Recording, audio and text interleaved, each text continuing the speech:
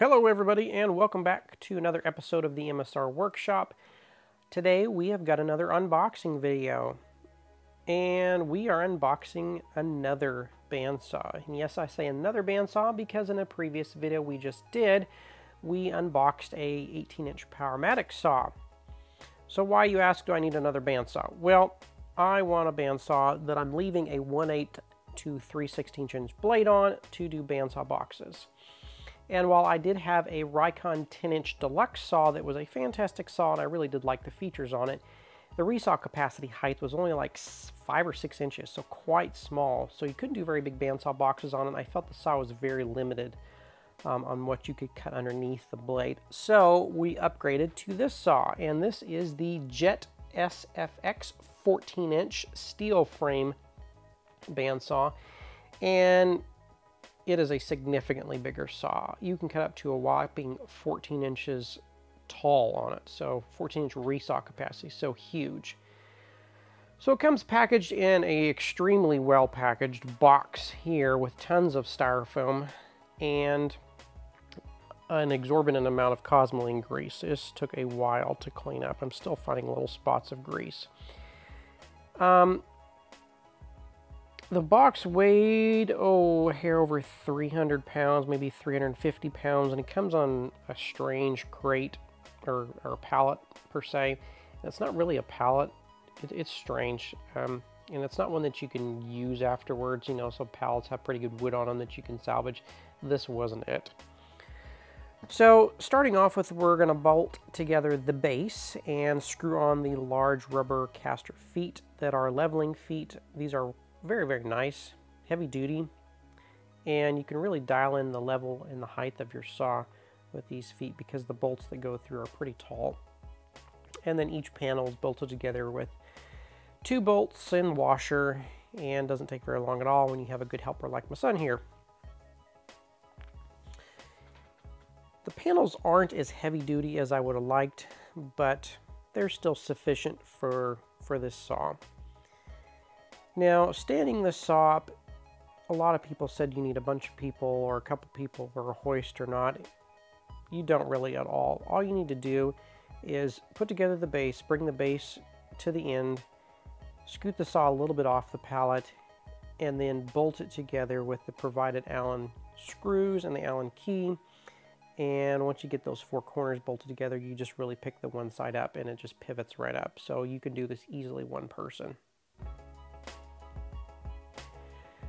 So once that's put together, it's time to do some cleaning. And I clean, and I clean, and I clean, and I get all the grease off, and then I always make sure I go over all my power tools with some automotive wax. And that, I feel like, just helps add that extra level of protection and makes it so if I get any pitch or, you know, goo or just who knows what on it, that it just cleans off right away. So it's like a quick detailer wax, then a little bit heavier automotive wax.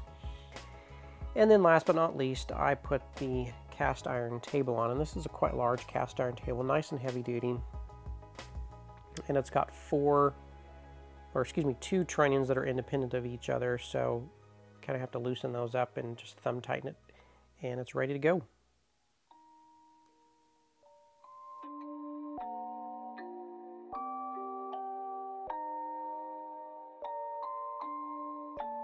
Rage on that beat, going crazy.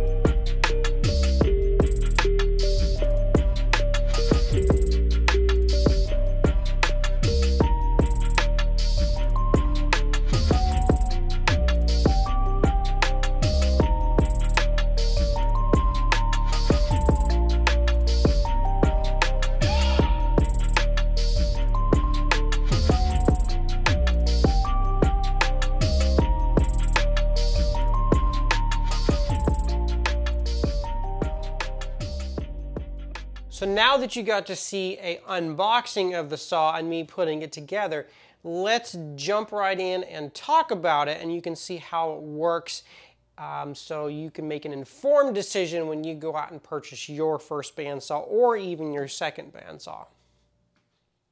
So we are going to start in order from the front of the saw, working our way down, and then we'll move around to the back so you can see that as well.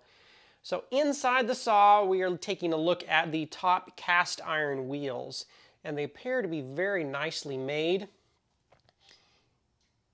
The tire on this appears to be some sort of urethane as well, and I don't believe they're glued on, so they are easily replaced.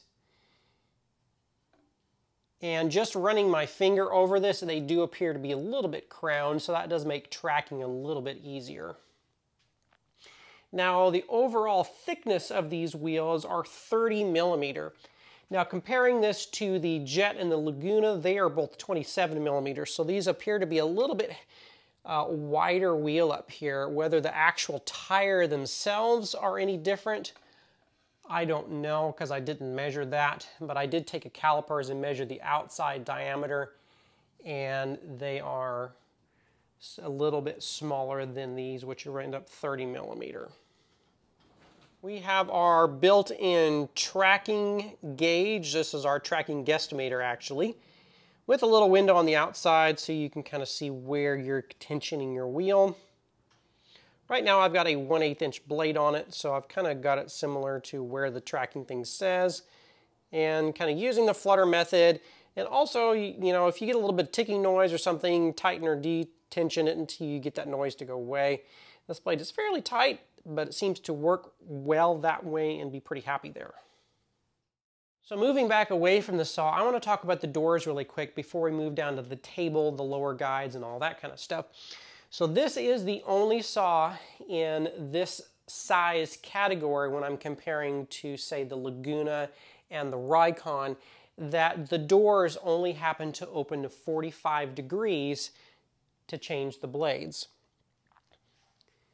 Now, the reason it can do that is, one, because the doors are a little bit wider and the hinges are set past this slot right here where you pull the blade out. The other reason is the other two saws, their doors sit flush into the frame.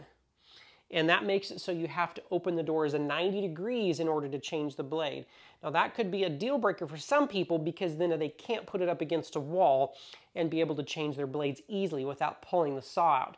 Now this particular saw is not on a mobile base, and so I won't want a saw that I have to open the doors that wide.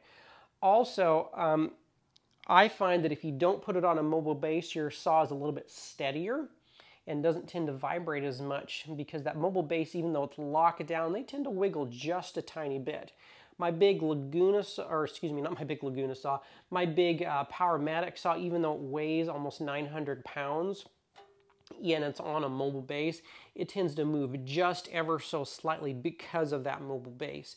Now, because it's such a big saw, I don't have any choice but to move it on a mobile base, because eventually I'm going to need to move it again, and getting it back on a mobile base is real hard. So anyways, that is a huge deal for me. I wish every saw manufacturer would do it that way. But yeah, big plus, big kudos for Jet for doing it like that. So what you're looking at here is the upper bearing assembly for the Jet saw. Now, Jet, unfortunately, isn't entirely toolless. Now, these guides here are toolless, where you just loosen this knob, and these are on a cam mechanism, and they rock in and out, and then you just tighten them down. Very easy to do, very efficient.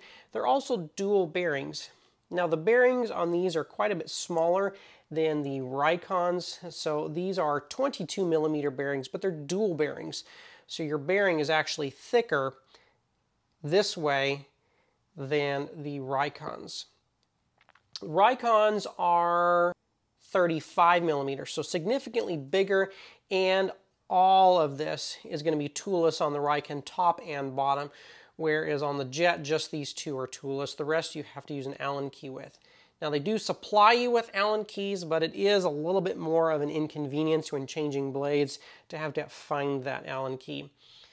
Now I do think one advantage to having a dual bearing setup like this over a larger single bearing is you have a larger contact point to support your blade. Just because I have a larger diameter bearing doesn't mean I have a larger contact point to the blade. Now on a microscopic level, I mean, I'm probably exaggerating a bit. Yes, because you have a larger bearing, you have an infinitely tinier, larger contact point, if that makes sense. But the contact point is going to be so insignificant, it's really not going to make a difference. So I could be a smaller bearing or a larger bearing, but my side contact point is going to be so small that I'm not probably going to notice a difference. Where I'm going to notice a difference is the thickness of a dual bearing setup on a wider blade, and I have a larger contact point here to support the blade front to back versus a narrow one where I still have an exposed place on the back that it's not contacting. Now, one little strange thing that JET chose to do was this post setup here in this block. Now, this appears to be a cast block, and that shaft running through that cast block is a 14 millimeter. And the hole that they drilled here is an eccentric hole, so it's oval shaped. And so you have two set screws here and then one large set screw on the back, and that makes it so that you can move this post back and forth in order to center this bearing for the blade. Now, why they just didn't drill this exactly to line up with the blade and then you never have to set it, I'm not sure.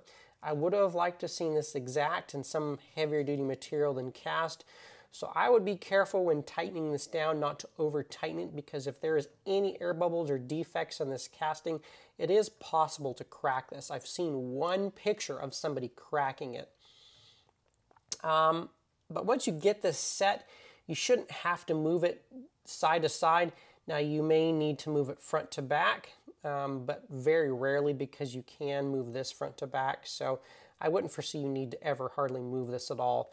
Now I do plan on getting a Carter setup where it's the single rear stabilizer bearing for doing small blades. I've got a 1/8 inch blade on it, a 1/8 and a 3/16 are most commonly used for bandsaw boxes, and I plan on using the saw primarily for that.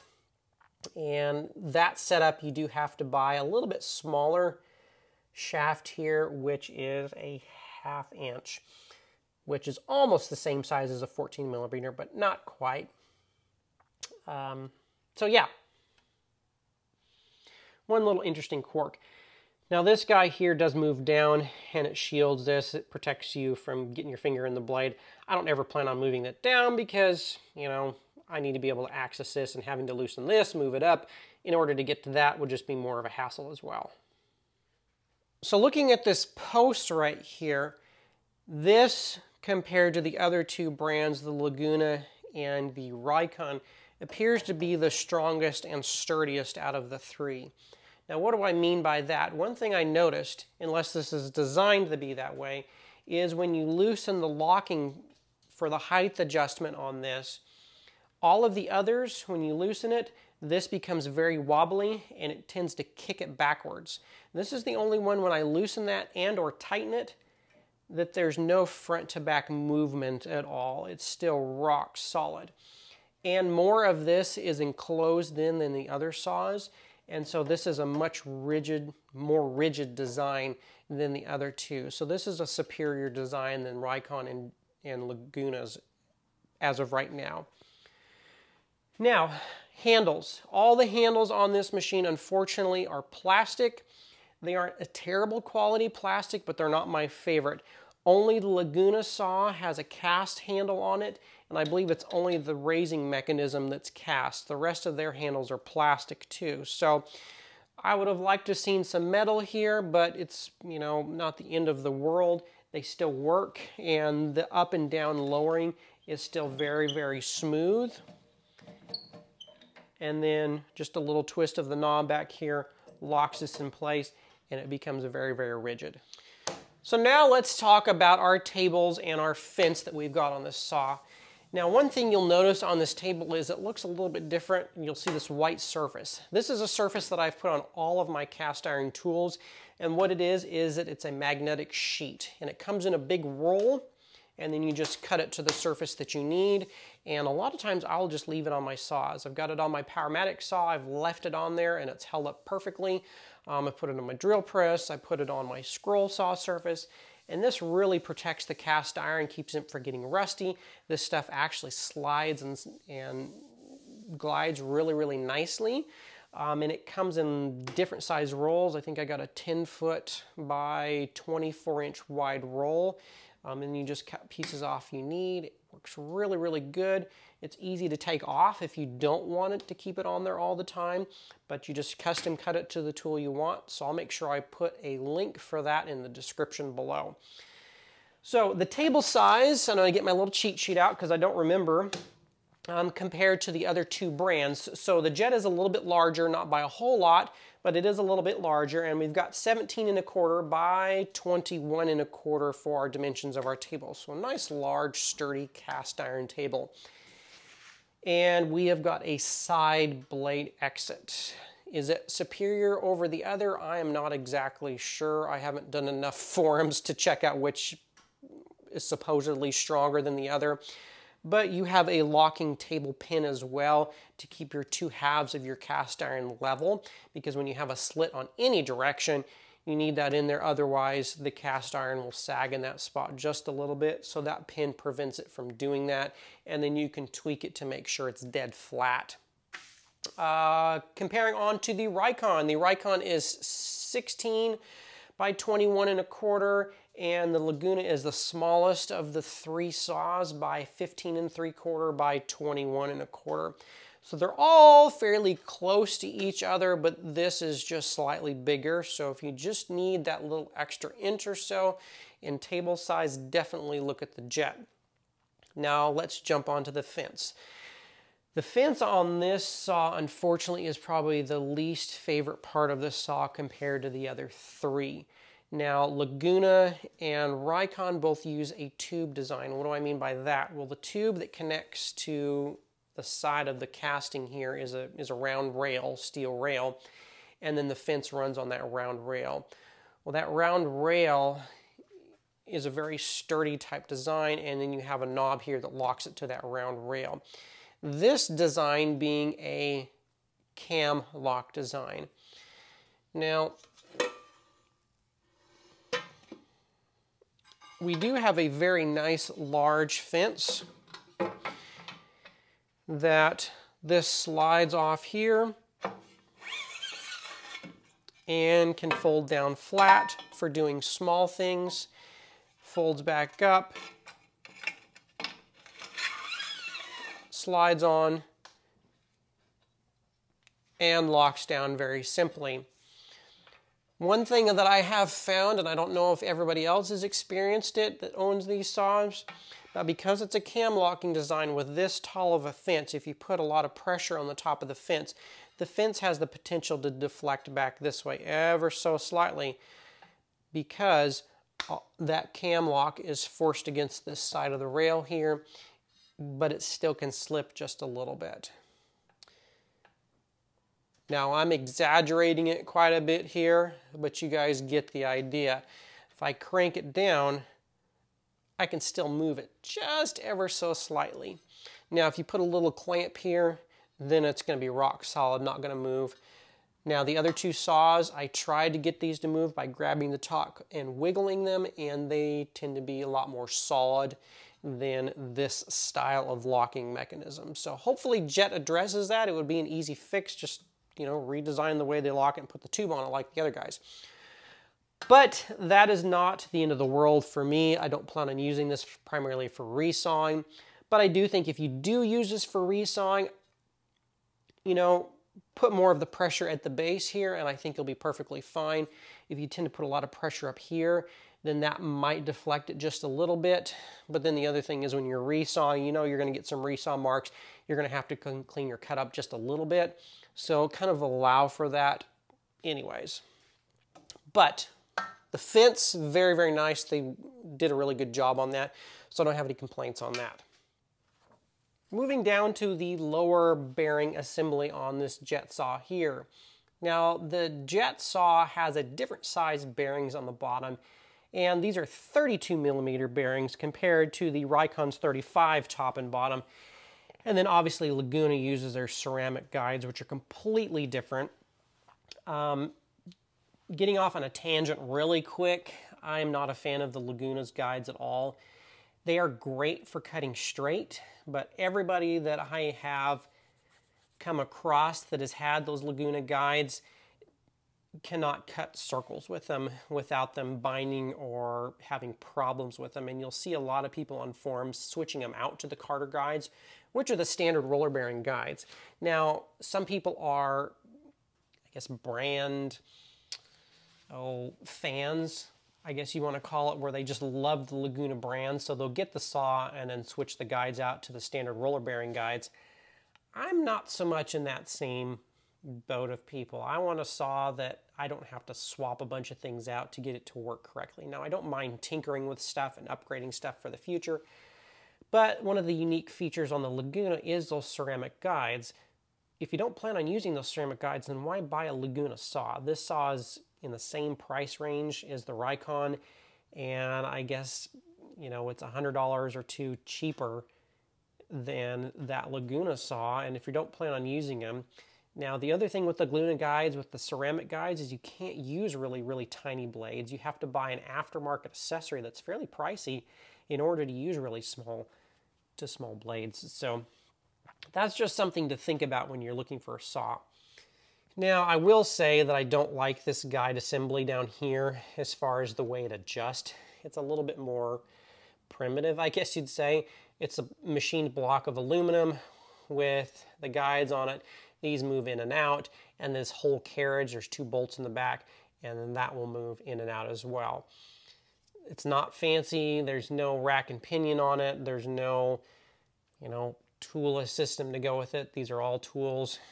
Now this guy here, there is a micro adjust behind it, so you can screw it in and out to tune this. But the locking right here is an Allen key. They could have easily put one of those thumb screws there, and then you would at least not have to use any tools for this. Is it a deal breaker for me? No, it's just one of the little annoyances that I think JET, hopefully in the future, will just tweak a little bit more. Now, the lower blade guard assembly is the nicest of the 3.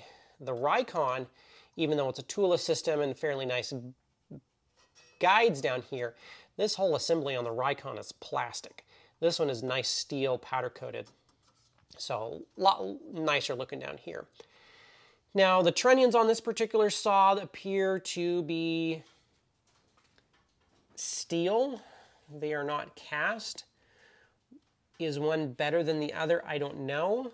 They're not huge guides, but grabbing hold and flexing the table, there's not a ton of flex in it, so I can't say whether, you know, the trunnions on this per saw are a little bit light or not. If I'm going to be putting heavy logs on this and resawing, it's possible that they could have used a little bit beefier guides or beefier trunnions on it, but they appear to be all right.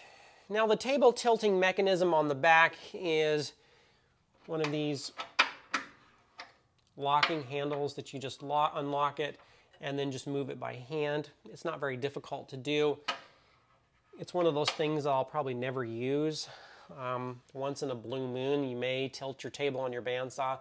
I'm not one of those people that ever tilt my bandsaw table. I know the Ricon is the nicest of the 3, and it has a rack and pinion where you loosen a thing, and then you have a hand wheel to tilt your table. All of them, I believe, tilt 0 to 45 degrees and then 10 degrees to the, the left. This saw does not tilt 10 degrees to the left. It's only 0 to 45. Once again, I don't ever plan on tilting my table, and if I do, it's going to be to the right. So I could care less if it tilts or not. So one of my favorite things about this saw is the dust collection and the way they've got it set up. The setup on this dust collection is very similar to my Powermatic. It's not quite as fancy because it's not quite as big as a saw, but they've still incorporated a similar feature where they've been able to enclose this area right here. And how they accomplished it is just extended these plates out past the door closed area and put gasket material here, so when the door closes, that gasket sits up against the door and seals that area in, and then also put a zero clearance insert underneath the blade, and so your dust is really focused up under the blade and your suction works really good this way. Also, the JET saw is the only saw that has two large 4-inch dust ports. I don't find I use the lower port as much because this closed-in area does such a good job that right now with the size of dust collector that I use, I've just put a cap on the bottom, and this seems to catch most all of the dust that gets in the cabinet. I have very little left in the bottom. Now, the Laguna saw, their dust port, they only have one 4-inch dust port, and it is located under the blade, except it's not enclosed in like this. And then the Rikon has one as well, but it's at the bottom and the back. So presumably the Rikon is going to have the worst dust collection of the three, because you have this whole volume of cabinet space here that's trying to pull suction in, and it's not completely sealed in under here. Now I believe all saws these days come with a wheel brush on the bottom, and then the lower belt here, this saw is a single speed. Now the Rikon does have a dual speed, and that's not something that I would probably ever use. I had it on my big 18-inch Rikon and maybe used it twice in the life that I had it over those 10 years, because that second speed, while it is slower, it's not going to be slow enough to really do metal cutting efficiently. Now, the slower speed does provide the saw with more torque. If you're using a huge blade and cutting through some really hard wood and you want that extra grunt just to get through it, that is nice. But, you know, a good sharp blade and, you know, slower speed pushing it through is going to work just fine for you. Moving around to the back side of the saw, we have got our tracking knob and our tracking locking knob, our tension release lever, and then this is the locking knob for the height adjustment. Now, one of the neat things on the tension release is instead of lifting it up to put tension, you actually pull it down. So it makes putting tension on the blade a lot easier. You've got your name plate here, JWBS-14SFX, a steel frame saw. You've got a 1.75 horsepower motor, which I believe is the same for all three of the saws. And then one last little thing on this. This is the lower motor here, and to adjust the belt tension on this saw, now being that this is not a 2-speed saw, you probably will never have to do that, maybe more than once. But you got to loosen these two bolts here, and this sits on a pivot, and then you can take the tension off the belt. Now they could have put a quick release style nut on here, but being that it's not a 2-speed saw, it's not a big deal because you're probably not going to have to change that belt tension very much. So the column on this saw is 5.5 inches. The Laguna and the Rikon came in at 4 3/4, so this is a little bit thicker. And what that does is when you put a heavy-duty blade on here and you have to tension it down, it is possible to pull this frame of the saw in just a little bit. Not that I've ever measured it, but with the mass there, that really makes this saw a lot more rigid. Well guys, I hope you enjoyed the video. I really do like this saw, and the more I use it, the more I really like it. Now, the Rikon was a hard consideration when I was picking out the saws, and I do really like the Rikon's bearing adjustment system much better than this. Now, the dual bearings on this are better than a larger single bearing, but the toolless system has all of these other saws hands down beat. Now, the Laguna saw was the least favorite of mine, especially on the ceramic guide system. Now, I know some people swear by the ceramic guides. They are fantastic, supposedly, for cutting straight. Now, you can't cut circles with them, at least that's what I've heard, and a lot of people are switching out to the Carter guides for cutting circles. As far as the tool height and workable height, I find that this is the most comfortable working out of the three. This is kind of the middle height. Now, the height of the three that I measured out, this comes in at 40.5 inches from the floor. Now, this one does not have a mobile base on it, but it has very large adjustable rubber feet, so you can have some wiggle room when adjusting it. Is there anything I hate about this saw? I wish the fence locked down a little bit differently, but that wouldn't make me go and not choose this saw over the others. If there's anything that I left out or you had any questions, concerns, comments, be sure and leave them in the comments below, and don't forget to hit that like and subscribe button. Thanks, guys.